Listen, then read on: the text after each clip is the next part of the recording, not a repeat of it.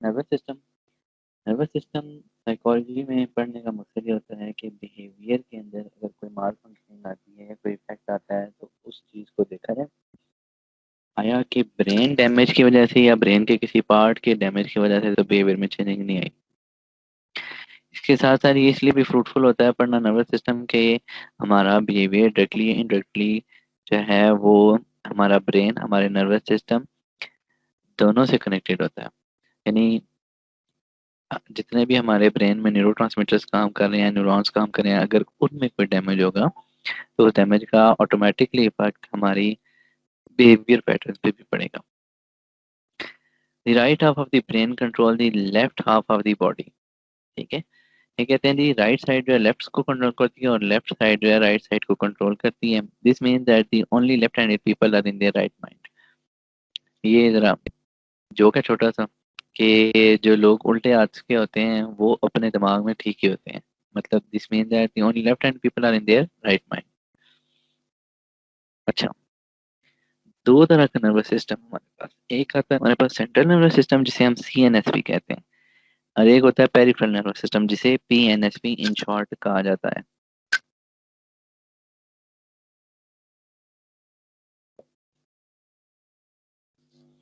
What is central nervous system? Central nervous system आप picture देखे तो उसमें देखे ब्रेन है, स्पाइनल कॉर्ड है, ठीक है, और पेरिफेरल नर्व है। दो हिस्से का बना होता है, ब्रेन है और spinal cord. Act as a body control centre, coordinates body activities. ठीक है, जितनी बॉडी की एक्टिविटीज हैं वो ये कोऑर्डिनेट करता है। impulses travel through the nervous system neurons in your body to reach the brain। ठीक है, न्यूरॉन के जरिए ब्रेन तक पहुंचती हैं। सेंट्रल नर्वस सिस्टम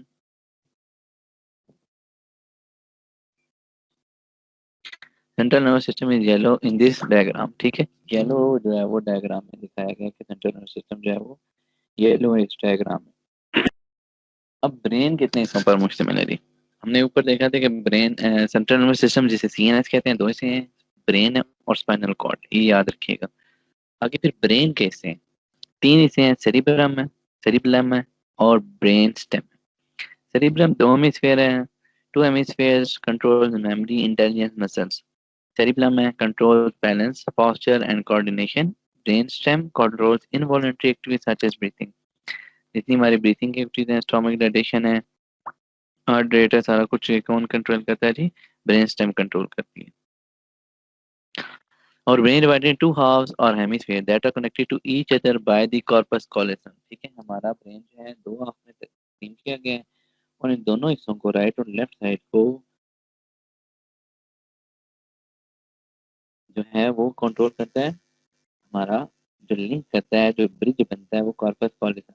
यानी अगर कॉर्पस कॉलोसम में कोई डैमेज हो जाए या कुछ मसला हो जाए तो उसकी वजह से हमारे ब्रेन की एक्टिविटी या ब्रेन की जो सेल की एक्टिविटीज है जो कि हमारा मैनेज कर रही होती है, कोऑर्डिनेशन कर रहा होता है, वो डैमेज है। इसी वजह से कुछ पेशेंट्स में एपिलेप्सी हो सकती है, मिर्गी के तौर पर श्योर हो जाते हैं। अब वो डैमेज होता है बेसिकली कॉर्पस कॉलोसम से। The two hemispheres control the motion in and receive sensory input from the opposite side of a body। Right side के जो सेंसेस हैं वो लेफ्ट साइड का कंट्रोल करता है और लेफ्ट साइड के जो सेंसेस हैं या हाथ पाँव जो है हमारा, लेफ्ट साइड का पाँव और हाथ जो है वो सेंसेस कंट्रोल करता है राइट साइड। तो दोनों के दरमियान कोऑर्डिनेशन बनाता है कॉर्पस कॉलोसम। ठीक है, दिस इज कॉर्पस कॉलोसम, ये जो है कोऑर्डिनेशन बनाता है। ये याद रखने की बात है। अगर हम ऊपर से ब्रेन का ओवरव्यू लें तो हमारे पास ये आता है लेफ्ट हेमिस्फीयर और राइट हेमिस्फीयर। उसके बाद हमारा स्पाइनल कॉर्ड आता है। स्पाइनल कॉर्ड इस तरह जाता है पूरी बॉडी में, उसको डिवाइड किया गया सर्विकल, थोरैसिक, लंबर, सर्कल, कोक्सीडियल जो नर्व है उसमें आता है ब्रेन और स्पाइनल कॉर्ड। ये हमारे जो मोरे होते हैं रीढ़ की हड्डी के, वो स्पाइनल कॉर्ड को कवर कर देते हैं। अगर कोई मोरा डैमेज होता है तो उसका ऑटोमेटिकली स्पाइनल कॉर्ड के जो चल गई थी उसकी नर्व पे पड़ता है और नर्व डैमेज हो जाती है, जिसकी वजह से हमारा जो कोई भी ब्रेन का हिस्सा जो है वो डैमेज हो सकता है। The spinal cord is a long, thin, tubular structure made up of nervous tissues which extend from the medulla oblongata in the brainstem to the lumbar region of the vertebral column। ठीक है, ये आपको मैंने पूरा इसलिए पहले दिखाया था, ब्रेन से वो चलता हुआ स्पाइनल कॉर्ड कहाँ तक जाता है, सर्विकल, थोरैसिक, लुम्बर, सैकल और कॉक्सिडियल। लुम्बर में आके ये जो है ना ये खत्म हो जाता है, फिर आगे नीचे आपके लेग्स के पार्ट स्टार्ट हो जाते हैं, सर्विकल और कॉक्सिडियल जो है वो लेग्स और आर्म के आते हैं। स्पाइनल कॉर्ड यहाँ तक आता है। It acts as a center of coordinating many reflexes and contains reflex arc that can independently control reflexes। ठीक है, रिफ्लेक्स आर्क को कंट्रोल करता है जो कि इंडिपेंडेंटली क्या कर सकता है, रिफ्लेक्सेस को कंट्रोल कर सकता है। हम हमने पीछे पढ़ा था ब्रेन के तीन हिस्से हैं जी। अगर आप पीछे जाएं तो आप देखेंगे तो हमने पढ़ा था ब्रेन के तीन, सेरिब्रम, सेरिबलम और ब्रेन स्टेम। अब एक एक करके इनकी डिटेल देखते हैं। फर्स्ट ऑफ ऑल आता है जी cerebrum, control consciousness, activities, intelligence, memory, language, muscles. Wrinkled with the countless folds and grooves and covered with an outer of grey matter called the cerebral cortex। cerebral cortex होता है divided into four lobes, चार lobes होते हैं। lobes को अगर हम थोड़ा सा जो है वो आपको इमेज जो है थोड़ी सी जूम करके दिखाई दे तो these are the lobes। First is temporal lobe, second is frontal lobe, third is parietal lobe and fourth is occipital lobe। The first temporal lobe having to do with memory, emotions, hearing and language। Memory, hearing और language के साथ link करता है। Frontal lobe जो है decision making, problem solving and planning के साथ link करता है। थर्ड है हमारा concern with the reception and processing of sense information from the body, यानी जितनी हमारी सेंसेस हैं, जो हमारी जो फीलिंग्स आती हैं, वो सारी सारी फाइव सेंसेस जो हमारी एक्टिव होती हैं, वो सारी सारी इंफॉर्मेशन जो है वो फ्रंटल लोब देता है।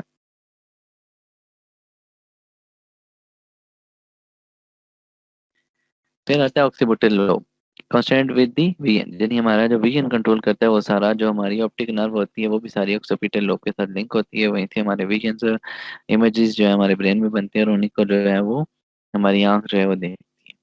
ठीक है, these are the four lobes जो कि कंसर्न होते हैं हमारे किससे, सेरिब्रम।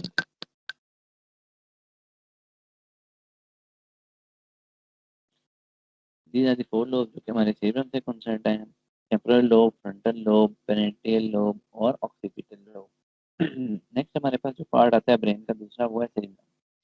अच्छा, ब्रेन के पार्ट को डिवाइड करने का बेनिफिट ये होता है कि इसकी वजह से हमें क्या हो जाता है, आसानी हो जाती है। अगर कोई भी ब्रेन पार्ट डैमेज होगा तो हमें उसका नजर आ जाए कि किस हिस्से पे डैमेज है। तो उस डैमेज को देखने के लिए सिटी स्कैन किया जाता है। अब सिटी स्कैन भी दो सब होते हैं, एक विद स्ट्रेन होता है और एक विदाउट स्ट्रेन होता है, ये भी आपके इन्फॉर्मेशन के लिए बता दूं।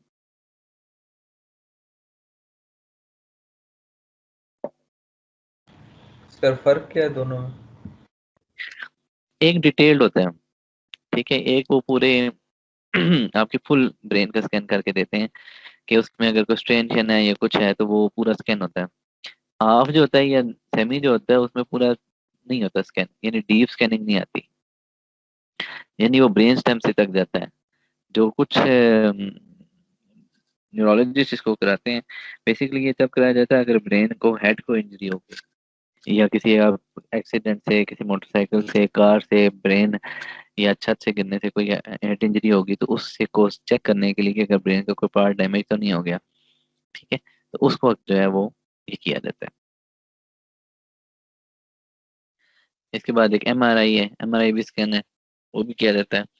दो जो टेस्ट जो किए जाते हैं ताकि देखा जाए कि ब्रेन को कौन सा नुकसान है कि कोई नहीं है। आगे जो सेकंड आ जाता है हमारे पास सेरिबेलम है। अब ये याद रखिएगा, पहले हिस्से में सारी आपकी कोऑर्डिनेशन है, मसल की डिसीजन मेकिंग है, रिसेप्शन है, सेंसरी इंफॉर्मेशन है और विजन है। ये चार लोब्स कंट्रोल कर रहे हैं। सेरी सेकंड जो हिस्सा है muscle coordination, develop as well as the memory of physical skill. यहाँ पे सारी फिजिकल स्किल्स इस्तेमाल हो रही हैं आपके सेरिबेलम में। इफ सेरिबेलम में injured your movement become jerky, अगर सेरिबेलम इंजर्ड है तो मूवमेंट जो है वो जर्की हो जाएगी।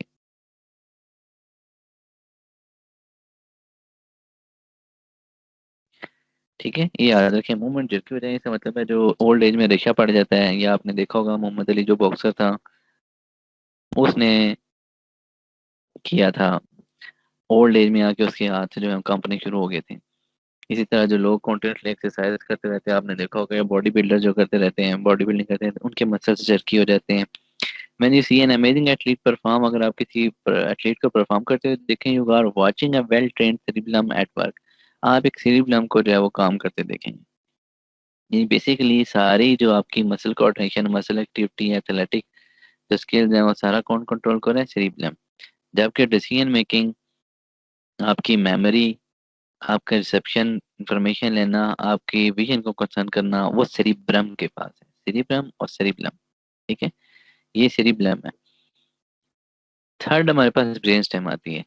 ये थर्ड हिस्सा है, made up of medulla oblongata, pons and midbrain. Medulla oblongata controls involuntary activities such as heart rate and breathing. Heart rate और breathing को medulla oblongata control कर रहता है। Pons and midbrain act as the pathways connecting various parts of the brain with each other. Pons और जो midbrain है वो बाकी हिस्सों को ब्रेन से कनेक्ट करते हैं।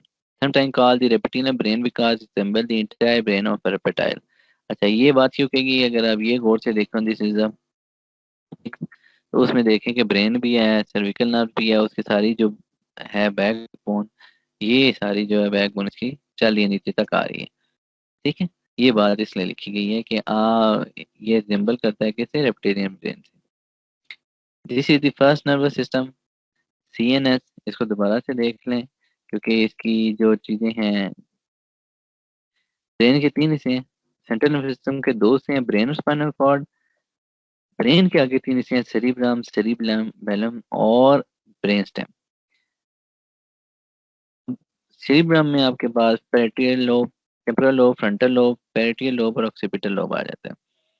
उसके बाद सेरिब्लम जो है ये आपकी कोऑर्डिनेशन को कंट्रोल करता है। ब्रेन स्टेम को कंट्रोल करता है, ब्रेन स्टेम कंट्रोल करता है आपकी इनवॉलंटरी एक्टिविटीज, हार्ट रेट हो गया, सांस लेने का हो गया, यानी आप इन पे कंट्रोल नहीं रखते हैं, ये खुद ब खुद चल रही होती हैं। नेक्स्ट हमारे पास सिस्टम आ जाता है, इसे कहते हैं peripheral nervous system. Peripheral nervous system made up of all nerves that carry messages to and from the central nervous system. ये तमाम का तमाम मैसेज जो है वो लेके जाता है सेंट्रल नर्वस सीएनएस से। तो इसका मतलब ये हुआ कि सीएनएस और पीएनएस एक दूसरे की कोऑर्डिनेशन के साथ काम करते हैं, और यही कोऑर्डिनेशन क्या करती है? पूरी बॉडी के आपके जितने भी इम्पल्सेस हैं, जितने भी सिस्टम्स हैं, उनको कंट्रोल कर रही होती हैं। ठीक है, तो पेरिफेरल भी इसी का कहा जाता है कि सेंट्रल नर्वस सिस्टम के ये साथ साथ चलता है। ठीक है, made up all the nerves that carry message to and from the central nervous system, similar to telephone wires that connected all of our houses in the community. अब इसकी एक मिसाल उन्होंने कहा जी कि फोन लाइन जो है वो एक घर पर दूसरे के साथ, दूसरे को तीसरे के साथ, और आखिर में वो अल्टीमेटली इसके साथ जो फोन होता है, या आप कह सकते हैं जो एक्सचेंज होता है, उसके साथ कनेक्ट करी जाती है। तो आप अगर थोड़ी सी आपने नेटवर्क पढ़ा हो तो उसमें भी ये होता है कि आपका जो सिस्टम है वो लोकल से, फिर लोकल सर्वर से, लोकल से फिर इंटरनेशनल सर्वर से कनेक्ट हो रहा होता है। तो उसको माइंड में रख सकते हैं आप। Central nervous system and peripheral nervous system work together to make rapid changes in your body in the response to stimuli. जो सेंट्रल नर्वस सिस्टम और पेरिफेरल नर्वस सिस्टम है वो एक दूसरे के साथ काम करते हैं, make rapid change in your body to response to stimuli. Stimuli को रिस्पॉन्स करने के लिए ये चेंजेस रैपिडली करते हैं। Peripheral nervous system is green in this diagram. ठीक है, पेरिफेरल नर्वस सिस्टम को देखें तो वो इस डायग्राम में ग्रीन है। ठीक है, ब्रेन, स्पाइनल कॉर्ड के बाद पेरिफेरल नर्वस सिस्टम स्टार्ट हो जाता है। नेक्स्ट हमारे पास पेरिफेरल नर्वस सिस्टम के दो मेजर हिस्से हैं, एक सोमैटिक नर्वस सिस्टम है और ऑटोनॉमिक नर्वस सिस्टम है। अच्छा, बहुत सारी चीजें मैंने, क्योंकि साइकोलॉजी ब्रेन के ऊपर बहुत डील करती है, तो बहुत सारी चीजें जो है वो मैंने इसमें से skip की हैं, सिर्फ इसलिए कि वो बहुत डीप चली जाती हैं। तो कि उसके लिए थोड़ी सी बायोलॉजिकल स्टडी होनी चाहिए, तब आपको वो चीज़ें समझ आएंगी। तो मैंने कोशिश ये की है कि आपको वो चीज़ें दिखाई दें जो कि आपके लिए नेसेसरी हैं, और ये पता लग सके कि ये दोनों नर्वस सिस्टम को कवर कर दिया। एज कम्पेयर टू नर्व्स के ऊपर ये पूरा सेक्शन जो है ये एक डिटेल्ड सेक्शन है, जिसके ऊपर आपकी हर नर्व C1, C2, C3 के ऊपर पूरे अलग-अलग लेक्चर्स पाए जाते हैं। पेरिफेरल नर्वस सिस्टम के दो हिस्से हैं, एक सोमैटिक नर्वस सिस्टम है, एक ऑटोनॉमिक नर्वस सिस्टम है। सोमैटिक नर्वस सिस्टम क्या करता है? Relay information between skin, skeletal muscles and central nervous system, यानी ये स्किन के सेंसेस से जो इन्फॉर्मेशन है, हीट हो गया, टेम्परेचर हो गया, तो ये उसको कवर कर रहा होता है, और ये skeletal muscle and central nervous system को लेके जाता है। Your consciously control this pathway by deciding whether or not to remove muscle except reflexes. Reflexes autonomic response to stimulus. ठीक है, रिफ्लेक्सेस क्या होते हैं? रिफ्लेक्स हर उस चीज को कहते हैं जो कि ऑटोमेटिक रिस्पॉन्स होता है टू स्टिमुलाई, मतलब आपका किसी चीज गर्म चीज पे हाथ पड़ा है तो आप अपने हाथ को जल्दी से खींच लेंगे, कांटा को चुभा है तो जल्दी से पाँव ऊपर उठा लेंगे। These are the simple examples of the autonomic automatic response system in life. ठीक है, ये ऑटोमेटिक आप कह सकते हैं ऑटोनॉमिक नर्वस सिस्टम की ये छोटी सी मिसाल है। अब सोमैटिक नर्वस सिस्टम कंट्रोल करता है, ये एट द एंड इसका छोटे से क्वेश्चंस भी हैं, वो भी अपीयर होंगे, तो फिर मैं आपसे ये पूछूंगा इन्फॉर्मेशन, इसलिए मैं इसको बार बार आपके सामने रिपीट कर रहा हूँ ताकि आपको याद रहे।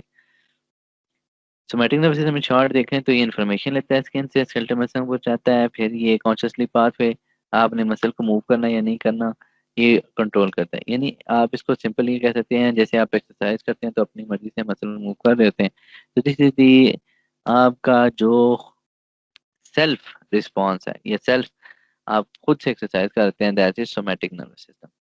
देन आ जाता है हमारे पास autonomic nervous system. Autonomic, as you can say, it's automatic.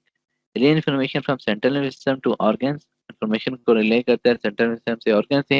Involuntary है, you do not consciously control this. आप इनको consciously control नहीं कर सकते। That's why it says autonomic. It means automatic.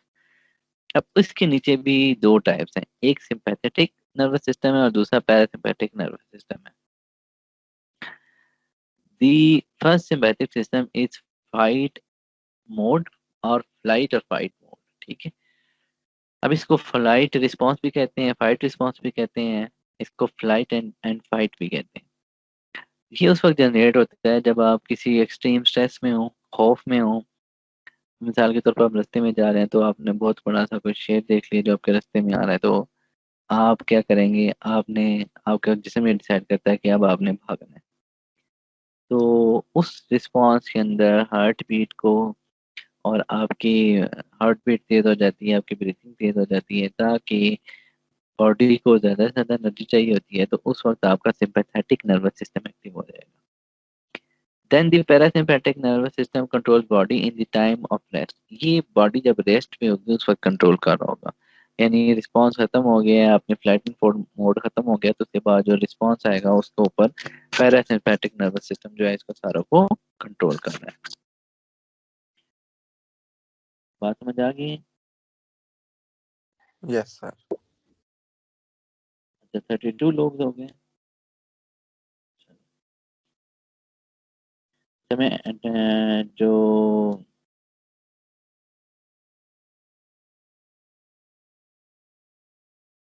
मैं अटेंडेंस में आकर पे लगाऊंगा, इसी से मैं डाउनलोड करूंगा, तो मेक श्योर के सारे जो है वो लॉग इन और अटेंटिव भी रहें, क्योंकि इस पे आगे पे इसी के साथ छोटे से क्वेश्चन आंसरिंग है, उसी के सवालों के जवाब आपने देना है।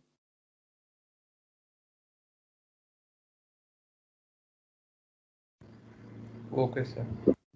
अच्छा, देन हमारे पास ये तो आपने देख लिया था। अच्छा, neuron, neuron is a very important thing, क्योंकि ये सारे आपके ब्रेन एक्टिविटीज को, सारी ब्रेन को बॉडी के अंदर से जितने मैसेजेस लेके जाने हैं, सारा कुछ कौन लिंक कर रहा होता है, आपका न्यूरॉन कर रहा होता है।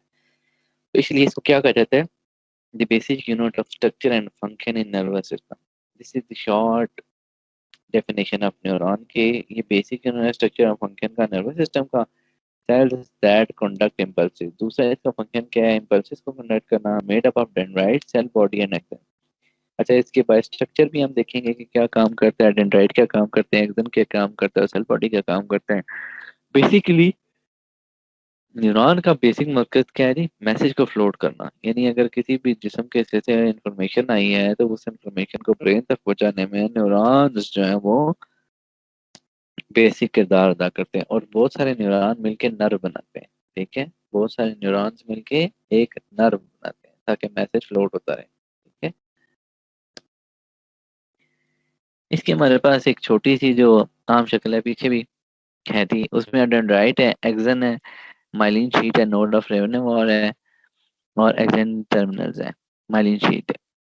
अच्छा, रोड ऑफ नेनेवर, ये कहा जाता है कि डेंड्राइट हेयर लाइक स्ट्रक्चर्स हैं जिनसे इंफॉर्मेशन अगले एक्सन को पहुंचती है। ये जो एक्सन है एट द एंड दिया गया है, इससे इंफॉर्मेशन अगले डेंड्राइट को पहुंचती है। ठीक है, और ये माइलिन शीट, ये जो तार आ रही है जो आपकी समझ लें कि इलेक्ट्रिसिटी तार के ऊपर एक प्लास्टिक कोटिंग हुई होती है, जब आप ब्लैक और रेड तार लगाते हैं तो उसके ऊपर जो प्लास्टिक कोटिंग हुई होती है तो वो कोटिंग जो है वो क्या कहलाएगी, माइलिन शीट करके, जो कि उस मैसेज को प्रोटेक्ट करने के लिए, उसको स्पीड अप करने के लिए उसके ऊपर होती है। अब उस तार के अंदर छोटे छोटे गैस होते हैं जिसे नोड ऑफ रेनिवर कहते हैं। उसको रेनिवर ने डिस्कवर किया था, इसीलिए इसका उस नाम पे इसको नोड ऑफ रेनिवर कहा गया। ठीक है। देन इसका आ जाता है एक और स्ट्रक्चर, एक्सन टर्मिनल है, ताकि आप इसको आसानी से एक्सन के अंदर एक्सन मैसेज को लोड कर रहे हो, एक्सन टर्मिनल जहाँ से वो मैसेज लेता है। Functions of neuron can basically dendrite branch-like extension that receive pulses and carry them forward cell body। ठीक है, टुवर्ड सेल बॉडी की तरफ मैसेज लेके जाता है। यानी कौन, डेंड्राइट ब्रांच एक्सटेंशन वो लेता है, डेंड्राइट लेता है और मैसेज एक्सन की तरफ लोड करता है। एक्सन क्या करता है, single extension of neuron that carry impulses away from the cell body, कि वो दूसरे न्यूरॉन की तरफ लेके जाता है। The axon branches out at ending to send impulses to many different neuron, dendrite receive impulses from many other axon. ठीक है, यानी अगर एक कोई जो है वो डेंड्राइट रिसीव कर रहा है, जैसे आप नेटवर्किंग करते हैं तो एक कंप्यूटर जो है वो इन्फॉर्मेशन एक सर्वर के साथ कनेक्ट होता है, बाकी नेटवर्क के साथ उस कंप्यूटर के साथ कनेक्ट हुए हों, तो फिर क्या होता है, मैसेज आपका नेट चल रहा होता है। ठीक है, ये लोकल एरिया नेटवर्क आप बनाते हैं तो एक कनेक्ट के साथ होते हैं, बाकी के साथ कनेक्ट होते हैं। सेम एज दी डेंड्राइट जो है और एक्सन जो है वो मैसेज फ्लोट करते हैं, लेकिन डेंड्राइट के साथ बाकी एक्सन को मैसेज भी जा रहा होता है। This is one way of example. दूसरा ये होता है कि न्यूरॉन पाइल अप, जैसे एक शख्स के ऊपर दूसरा शख्स खड़ा हो जाए तो ऐसे न्यूरॉन का स्ट्रक्चर ध्यान में रखने आपके लिए आसानी हो जाएगी कि वो एक दूसरे के ऊपर खड़े होते हैं तो ये मैसेज फ्लोट हो रहा होता है। तो बेसिकली मैंने आपको पीछे भी क्लियर किया था कि बहुत सारे न्यूरॉन मिलकर क्या बनाते हैं, नर्व बनाते हैं। नर्व बेसिकली जो है वो क्या करती है, वो हमारे मैसेज फ्लोटिंग में, जैसे हमारी ऑप्टिक नर्व है तो ऑप्टिक नर्व क्या करती है कि वो हमारे जो देखने के हैं, ठीक है, ऑप्टिक्स मीन देखना, शीशा, तो जो हमारे देखने की चीजें हैं ये उनको वो नर्व कंट्रोल कर रही होती है। उस नर्व के अंदर आपका वीएन कैरी चल रहा होता है और बाकी चीजें कर सकती हैं जो कि वीएन से रिलेटेड है। तो वो मैसेज सारे न्यूरॉन ऑप्टिक नर्व से लेता है और उसको रिस्पॉन्स करता है। इसी तरह आपकी स्केलेटल नर्व्स आ जाती हैं, वो हमने C1 C2 C3 देखा था, स्केलेटल आपको दिखाया था, तो वो मुख्तलिफ नर्व्स हैं जो कि आपकी लिंक अप होती हैं ब्रेन से, जो कि मैसेज को फ्लोट कर रहे हैं। तो basically that all are neurons जो कि एक दूसरे से इंटरलिंक हुए होते हैं, उसको चला रहे होते हैं। अब एक चीज आ जाती है, न्यूरॉन का स्ट्रक्चर तो हमने देखा, फंक्शन भी देखा, अब जो पार्ट्स हैं न्यूरॉन के उनके लिहाज से इसका क्या फंक्शन है। जैसे डेंड्राइट रिसीव मैसेज रिसीव करते हैं, सेल बॉडी या बायोकेमिकल मशीनरी या सेंड सिग्नल्स, ये मैसेज सिग्नल फ्लोट करते हैं। एक्सन है, transmit messages divides to axon terminal, ठीक है, मैसेज लेता है और उसको एक्सन टर्मिनल डिवाइड करता है। Myelin sheet insulation and speed up signal transfer, ये इंसुलेशन का काम करते हैं, सिग्नल ट्रांसफर का काम करती है। Nerves made up of many neurons. Sir आपकी आवाज सही नहीं आ रही सर। अब ठीक आ रही है? अब सही है सर। सेंटर में कभी कभी नेट जो है वो डाउन हो जाता है, तो वॉइस से अगर ना आ रही है तो मुझे उसी वक्त बता दिया करें। Okay sir.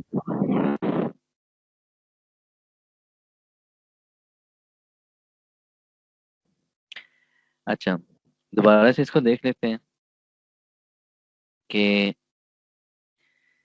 स्ट्रक्चर के लिहाज से न्यूरॉन क्या क्या काम करता है। जैसे डेंड्राइट वो मैसेज रिसीव करता है, cell body biochemical machinery send signals, cell body ये काम करती है। एक्सन ट्रांसमिट मैसेज को ट्रांसमिट करता है, डिवाइड टू एक्सन टर्मिनल्स, और मैसेज को एक्सन टर्मिनल्स को ट्रांसमिट करता है। फिर माइलिन शीट इंसुलेशन का काम करती है और मैसेज को स्पीड अप करने का काम करती है। और नर्व्स जो हैं वो made up of many neurons. ये बात मैंने आपको पहले रिपीट की थी कि बहुत सारे न्यूरॉन्स मिलके क्या बना लेते हैं, नर्व बना लेते हैं। तो ये फंक्शन के लिहाज से न्यूरॉन के अंदर जो चीजें पाई जाती हैं स्ट्रक्चर के अंदर, उनका ये फंक्शन है जो कि एक मैसेज फ्लोटिंग में काम करते हैं। ठीक है, आपने ग्लव सुना होगा, डिवीजन ऑफ लेबर कभी सुना है? डिवीजन ऑफ लेबर में होता है कि चंक्स के अंदर काम डिवाइड कर दिया जाता है, तो इसी तरह इंसानी जिस्म के अंदर भी चंक्स के अंदर काम डिवाइड हुआ है। ब्रेन, सीएनएस और पेरिफेरल नर्व सिस्टम अपने अपने काम करते हैं। इसी तरह आपके जो वॉल्स हैं हार्ट के वो काम करते हैं, पंपिंग ऑफ द हार्ट काम करती हैं, आर्टरीज, वेन्स जो है वो अपने अपने से काम करते हैं, यानी उनके से वही काम है जो उन्होंने करना है। ठीक है, जैसे आप को कोई ज्यादा किसी जगह दूर चीज पहुंचानी है तो क्या करते हैं, आप चेन बना देते हैं, दोस्तों को खड़ा कर लेते हैं एक दूसरे के साथ, तो वो चेन जो है वो एक दोस्तों को एक दूसरे के साथ लिंक करती है, वो चीज पकड़ाते जाते हैं तो ऑटोमेटिकली, तो दिस इज जो है डिवीजन ऑफ लेबर है। ये जो आप चेन बना लेते हैं छोटी सी, वो डिवीजन ऑफ लेबर के अंदर आती है। तो इसी तरह कोई भी इंसान जो ह्यूमन अनाटॉमी के अंदर चीज है वो भी डिवीजन ऑफ लेबर के अंदर काम कर रही होती है, और वो मिल के एक पूरा ऑर्गन सिस्टम डेवलप करती है, ऑर्गन सिस्टम बनाती है। ठीक है, in other words there is a lot of traffic going on in the neurons of central nervous system। ठीक है, बहुत सारी ट्रैफिक जो है या बहुत सारे स्टिमुलस के रिस्पॉन्सेज जो है हमारी ब्रेन में जनरेट हो रहे होते हैं, और उनमें से हम देखते हैं कि हमने कौन से स्टिमुलस को रिस्पॉन्स देना है और कैसे देना है। ठीक है, ये हमारा ब्रेन डिसाइड करता है। ये सीएनएस का जो पार्ट है ब्रेन, वो ये डिसाइड करता है कि हमने कौन सी सिग्नल को रिस्पॉन्ड करना है और कौन से सिग्नल को नहीं। इसके आगे थोड़ी सी एक छोटी सी एग्जांपल देंगे टैपिंग ऑफ द हैंड की। 3 टाइप्स ऑफ न्यूरॉन्स पाए जाते हैं। 3 तरह के न्यूरॉन है। सेंसरी न्यूरॉन जो कि सेंसिस से लिंक है, नाम से याद रख लें चीजें आपको आसानी है। सेंसरी न्यूरॉन जो कि सेंसिस से लिंक है, यानी जो सेंसरी इंफॉर्मेशन है वो उससे लिंक है। फिर इंटर न्यूरॉन है जो कि सेंटर वाले न्यूरॉन है जो कि मैसेज के ऊपर डिसाइड करते हैं क्या करना है। फिर मोटर न्यूरॉन है जो कि मैसेज को लेके जाते हैं वापस मसल की तरफ। First of all sensory neuron carry impulses from inside and outside the body to brain and spinal cord। ये इंफॉर्मेशन बॉडी से, इनर साइड से, इनसाइड और आउटसाइड जो भी इंफॉर्मेशन मिलेगी जिसको स्टिमुलस को रिस्पॉन्स करना है, वो सारी सारी इंफॉर्मेशन ब्रेन और स्पाइनल कॉर्ड तक पहुंचाते हैं। अब वहां से इंफॉर्मेशन कौन लेता है? Interneuron found within brain and spinal cord process incoming pulses and pass them on to motor neuron. फिर उनको मोटर न्यूरॉन की तरफ पास कर देता है।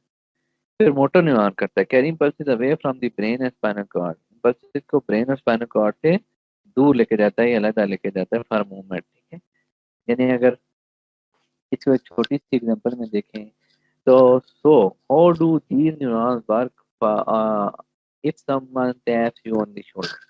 फॉर एग्जांपल आपके किसी दोस्त ने जो है आपको बुलाया है, तो वो न्यूरॉन कैसे काम कर रहे हैं? Receptors in the skin senses touch और अदर स्टिमुलाई, रिसेप्टर एक्सेप्ट करते हैं। अच्छा, सेंसरी जो इंफॉर्मेशन आ रही होती है वो sensory neuron transmit the touch message. Second पे ये फर्स्ट फेज ऑफ न्यूरॉन होगी। सेकंड जो आपके न्यूरॉन है, information is stored and interpreted in the brain, और response is determined by the interneuron. फिर रिस्पॉन्स जो है वो इंटर न्यूरॉन जनरेट करते हैं और रिस्पॉन्स करते हैं। थर्ड आता है motor neurons transmit and response message to the shoulder muscle. Shoulder muscle को रिस्पॉन्स मैसेज जनरेट करने कहते हैं। The shoulder muscle are activated causing the head to turn. Shoulder muscle पे जो है वो एक्टिवेट होते हैं और आपका सर घूम जाता है या आप मोड़ के पीछे देखते हैं। दीज आर दी 5 रिस्पॉन्सेज जिसके ऊपर जो है वो आपके एक रिस्पॉन्स जो है वो जनरेट हो रहा होता है जो कि आपके स्केलेटल मसल के साथ लिंक